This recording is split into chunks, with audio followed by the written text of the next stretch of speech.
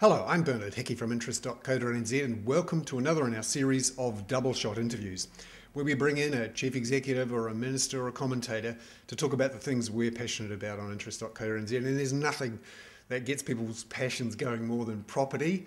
So today we welcome Helen O'Sullivan, who is the chief executive of the Real Estate Institute of New Zealand to interest.co.nz. Welcome to interest.co. Thank you very much, Bernard. It's great to be here. Yesterday, the Real Estate Institute released its figures for the March month, which showed a pickup in volumes, particularly in Auckland.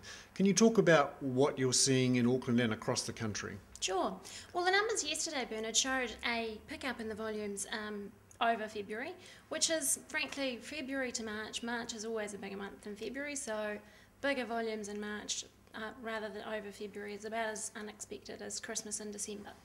However, what we did see was that seasonally adjusted, there was actually a big lift in the Auckland volumes compared to the national figures. Now, there's a bit of noise in the national figures because, of course, the Canterbury Westland effect, but if you strip those figures out, there's about a 1% seasonally adjusted lift in the March 10 figures to the March 11 figures, but Auckland shows about a 10% seasonally adjusted lift over last year's figures, which is pretty significant. Why do you think there's this difference between Auckland and the rest of the country, obviously excluding Canterbury Westland? Yeah, I think in Auckland we've been seeing a lot of rental pressure lately.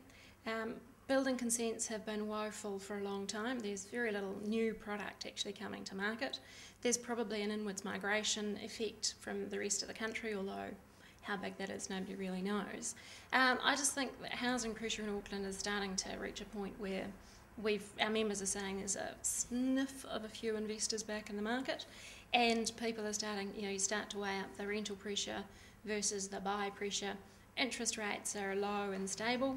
I think people are starting to see some stability and feeling the confidence to re-enter the market. Do you think the rate cut on March the 10th or the October tax cuts have had an impact? I'm not sure about the tax cuts because they were back in October and we recorded record lows of transactions in January.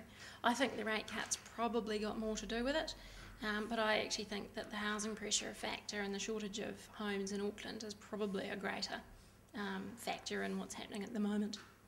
Why hasn't Auckland built more homes? I guess there's a whole bunch of factors going on there. There's been, a lot of the development in Auckland used to be done by finance companies or by developers backed by finance companies. And with the huge range of failures of those in the last couple of years, there's just very little funding available at that developer end of the market. So what building is happening is sort of home by home, as opposed to the sort of big tranches of development that we saw over the last sort of up to 2007. Have the banks come to the party in the last couple of months? Some of them are offering 95% deals. Has that been a factor in the market? I think that's possibly a factor in the home buyer market. At the developer end of the market, I'm not sure that too much has moved in terms of being willing to fund what is effectively the higher risk end of that stuff. Now, what do you think you're seeing in the market for this month, April, and out over the next couple of months in terms of sentiment and activity? It's a little hard to pick. Back in November we saw some really positive transaction volumes happening and we thought, we're starting to lift off the bottom.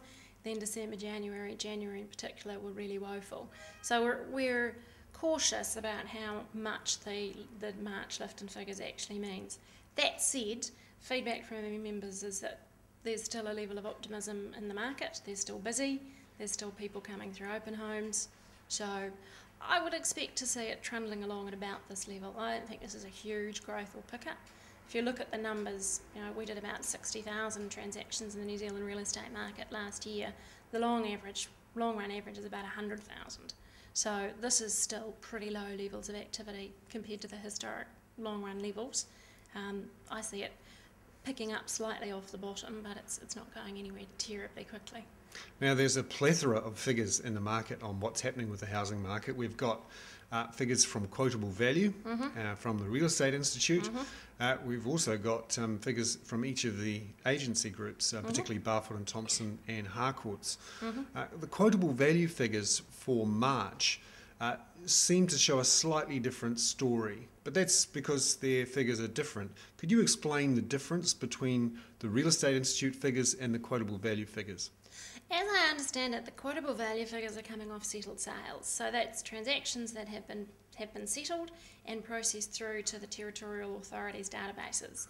And then that flows through into their data. That must take some time for that stuff to come through. I guess so. I mean, the reality is very few sales go unconditional and settle 10 minutes later. There's usually a lag of 4 to 6 to 8, sometimes even longer, between the transaction going unconditional and actually settling. Our data is based on unconditional sales, so if it's unconditional by 5 p.m, last working day of the month, it's reported through to our system. So it's effective. Ours is probably the most fresh piece of data on the real estate market in terms of prices and transaction numbers. But slightly more volatile perhaps than the QV numbers. As a result, I guess so. Well, I guess what our data shows is the volatility of the market. So if it's happening right now, it's being reported in our figures. So it's, probably a little bit, it's more of a leading edge indicator of what's coming behind.